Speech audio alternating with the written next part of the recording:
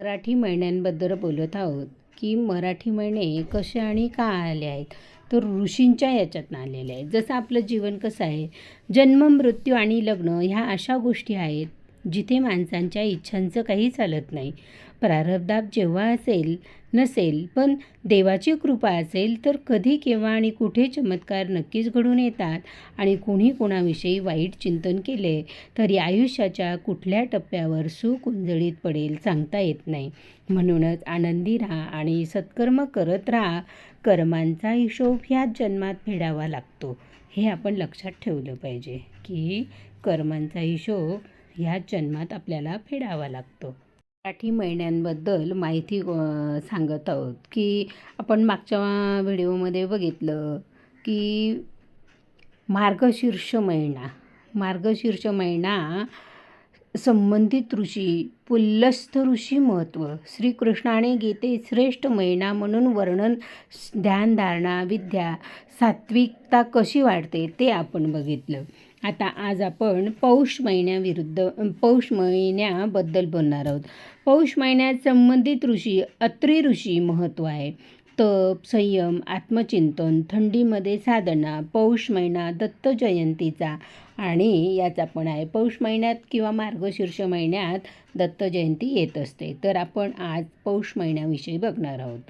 पौष महिना हा हिंदू पंचांगातील पौष महिना हा शीतकालातील अत्यंत महत्त्वाचा आणि धार्मिकदृष्ट्या पुण्यकारक मानला जातो. मार्गशीर्षातील भक्तिभावाचा ओलावा आणि मकर संक्रांतीच्या शुभ संक्रमणाचा सुवर्ण क्षण या महिन्याला लाभलेला आहे. सुवर्ण उत्तरायणाच्या दिशेने प्रवास सुरू करतो. निसर्गात शीतलता असली तरी सांस्कृतिक आणि धार्मिक वातावरणात उत्साहाची ऊब निर्माण होते. विविध व्रतवैकल्यांनी, उत्साहाने आणि दानधर्माच्या मंगल परस्परांनी हा महिना अधिकच पावन बनतो. मकर संक्रांत शुभ संक्रमणाचा सण. पौष महिन्यातील सर्वात महत्त्वाचा उत्सव म्हणजे मकर संक्रांत. सूर्य मकर राशीत प्रवेश करतो, उत्तरायण सुरू होते आणि उगवत्या सूर्याची उपासना करण्यास पावित्र्य लागते.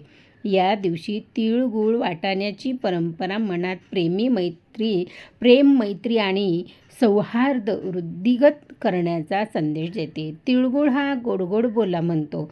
स्त्रिया हळदी कुंकू समारंभात परस्परांचे मंगल कार्य वाढावे म्हणून आशीर्वाद देतात.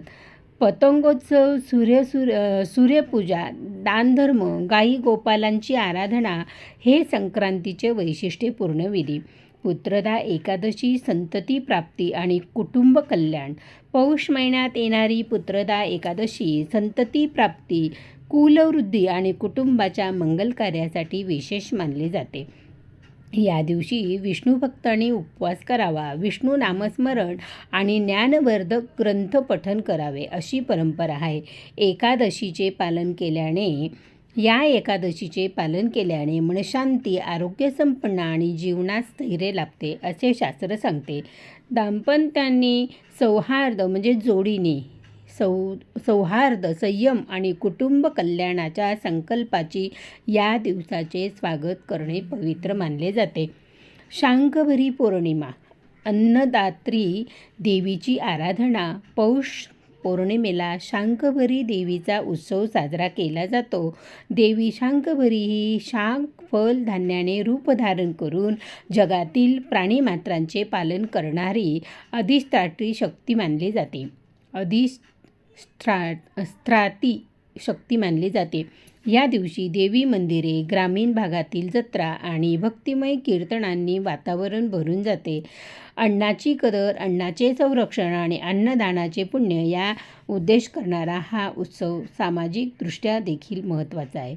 अनेक भक्त या दिवशी उपवास, व्रत आणि अन्नदान करून देवीचे आशीर्वाद घेतात. व्रतवैकल्यांची भक्ती परंपरा. पौष महिन्यात विविध व्रत उपासना पार पाडल्या जातात. पौष मास व्रत, चंद्रपूजन, गुरुपूजन तसेच शिव, विष्णू आणि मातृदेवतांच्या विविध उपासना मनातील कलुषता दूर करून सत्वगुण वाढविण्यास सहाय्यभूत ठरतात. या काळात सूर्योदयाच्या वेळी स्नान, अर्घ्यस्नान, गायत्री जप आणि दानधर्म विशेष पुण्यप्रद मानले जातात. थंड वातावरणातही भक्तीची ऊब वाढविणारे कीर्तन, भजन, सत्संग यांचा देखील विशेष प्रचार होतो.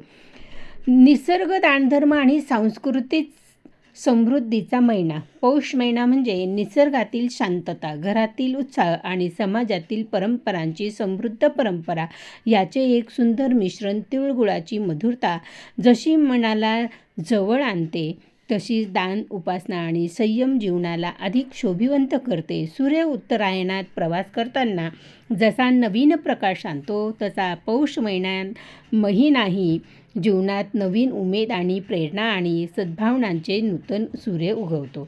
पौष हा फक्त सणांचा नव्हे, तर अंतर्मन शुद्ध करणारा, समाजाला एकत्र आणणारा आणि धर्मभक्तीचा दीप प्रज्वलित करणारा पावन काळ आहे.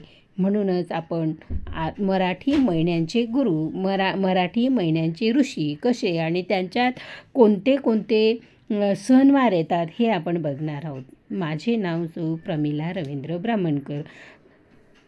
नैसर्गिकदृष्ट्या आणि शास्त्रीय दृष्टिकोन ठेवून मकर संक्रांत कशी, मकर संक्रांतीच्या ओवी, मकर संक्रांत उत्सव हा किती आनंदाचा असतो, अशी 3-4 प्रकारचे व्हिडिओ माझी दिलेली आहेत. ते तुम्ही बघा आणि आनंद घ्या. प्रमिला छंदमध्ये खूप छान माहिती दिलेली आहे, ती बघा. एक व्हिडिओ तुमचं मन परिवर्तन करेल, तुमचं जीवन परिवर्तन करेल, असाच हा प्रमिला छंदचा उपक्रम आहे. संस्कृती संस्कारांचा अनमोल ठेवा म्हणजे प्रमिला छंद. माझे नाव प्रमिला रवींद्र ब्राह्मणकर. यूट्यूब चॅनलचे नाव आहे प्रमिला छंद. संस्कृती संस्कारांचा अनमोल ठेवा असणारे हे प्रमिला छंद माझ्या यूट्यूब चॅनलवर आपले स्वागत आहे. माझे व्हिडिओ तुम्हाला कसे वाटले ते कमेंट बॉक्समध्ये कळवा. कुठे कुठे गेले तेही मला कळू दे. कसा वाटला ते सांगा. लाईक करा, सबस्क्राईब करा, शेअर करा. आवडलं ते आपल्या नातेवाईकांनाही सांगा आणि कसं वाटलं ते सांगा. प्रमिला छंद, प्रमिला ब्राह्मणकर.